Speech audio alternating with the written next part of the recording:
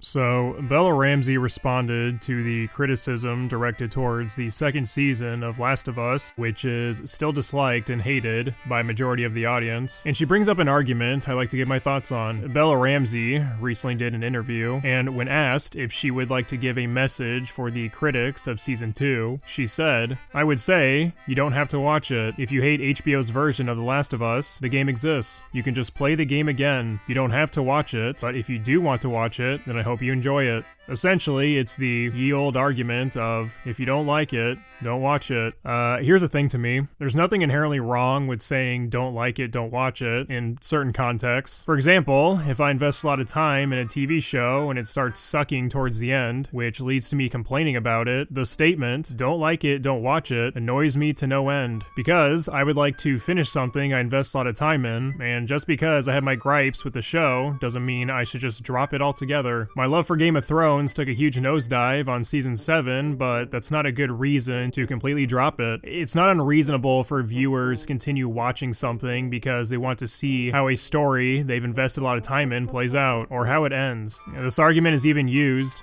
towards something that doesn't require that much investment. I remember this same argument being made about The Acolyte, and how it was stupid for people to continue watching something they don't like, criticizing people for hate watching. Well, to me, you can't really give a product a fair chance if you can't even finish a season with less than 10 episodes. Because if anyone were to critique the show after only watching 3 episodes, the argument would then get flipped back to, you didn't even give it a chance. Now, I'm not a fan of the video game version of the second half of The Last of Us' story, so my expectations were already pretty low for the second season, but I still wanted to give the show a chance.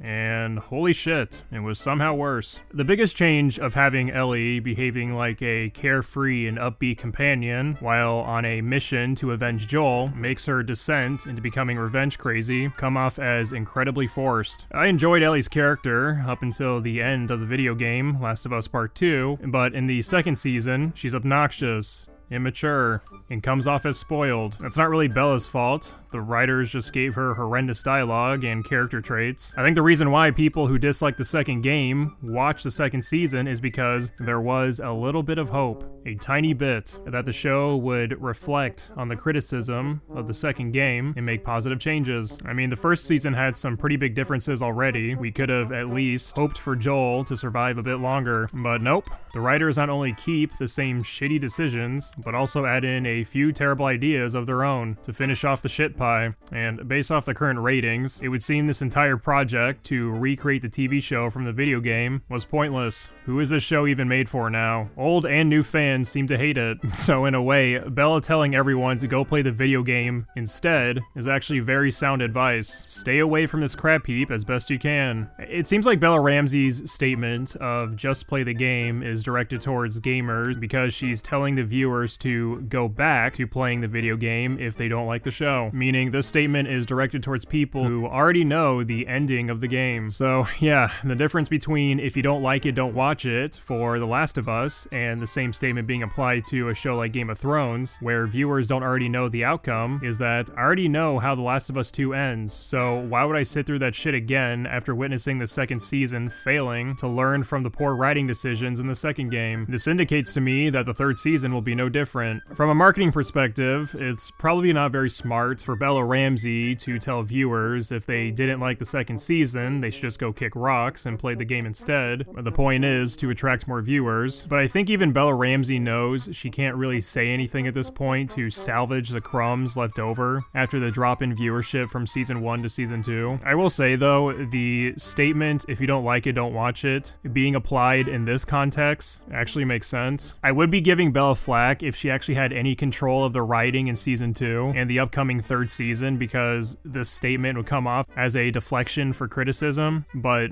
what can she actually do about negative reviews? Bella Ramsey is merely playing the character of Ellie. It's not like she wrote season 2's horrendous dialogue and mediocre writing decisions. So, yeah, I wouldn't even give Season 3 a watch, especially if you played Last of Us 2 and hated the ending. Based off Season 2, it would seem we're still going to get the same dumbass ending of Ellie murdering 50,000 people to get to the one thing she wants, but then suddenly stop herself from killing the one person everyone despises, because Neil thinks pissing off the audience is god-tier writing or something. I'm personally not going to bother with the show anymore, unless of course there's another banger scene like, I'm gonna be a dad. At that point, I will be forced to make a 30-minute video calling the scene cringe.